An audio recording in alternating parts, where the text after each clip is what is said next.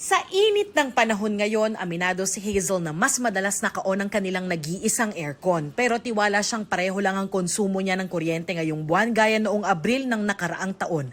Kaya laking gulat niya pagdating ng bill, 7,013 pesos ang singil, kumpara sa 5,560 noong nakaraang buwan. Alam ko naman na nagdagdag ako ng oras sa aircon, so expected na rin po yun. Pero mas mataas talaga siya, unlike last year. May netizens ding nag-post tungkol sa kanilang bill shock o pagkagulat sa biglang sipa ng kanilang bill sa kuryente. Si Ivy Ocon galit na galit. Napakarami pa raw charges na umaabot sa mahigit 4,000 pesos. Halos 1,000 pesos din daw ang tax. Paglilinaw ng Meralco, tumaas ng 53 centavos per kilowatt hour ang kanilang singil ngayong Abril, gaya ng una na nilang inanunsyo. Sabi ng Meralco, dahil ito sa paglaki ng generation charge na epekto ng mahinang piso kontra dolyar at hindi pa kasama ang epekto ng krisis sa langis bunsod ng gera sa Middle East. Tumaas yung presyo ng gas plant. So ito pinagkukunan natin ng supply, nag-reflect sila ng increase kasi bumaba din yung pera natin kumpara sa benchmark na US dollar. Natural din daw na tumaas ang bill tuwing tag-init dahil lumalakas din ang konsumo sa kuryente. Paliwanag ng Meralco, 55% ang bayarin sa kuryente ay generation charge o presyo ng kuryente na binibili nila sa power producers.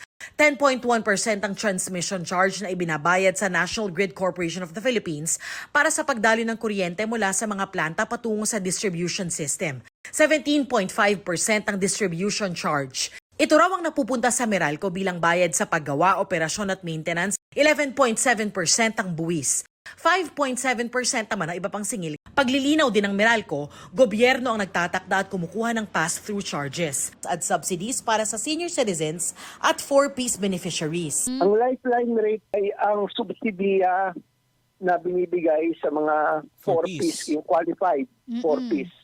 At yung mga nakapagpakita ng local social welfare development office certification.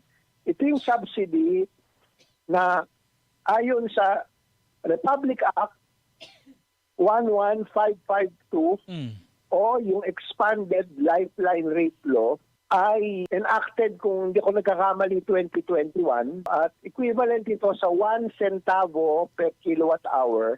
Wala pang pagtaya kung magkakaroon ng pagbabago sa singil para sa Mayo, pero inaasahang makaaapekto ang karagdagang 23 centavos refund para sa residential customers, pati pagbabago sa babayarang buwis. Una, yung refund pinaikli, no? Naging instead of 36 months, ginawang 12.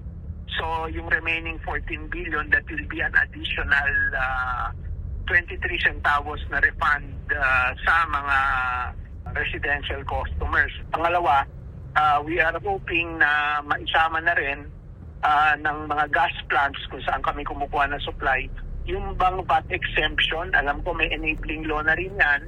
So nakapaloob sa batas na hindi na rin pwedeng singilin yung or tinanggal na yung VAT sa mga gas plants dahil indigenous resource ito.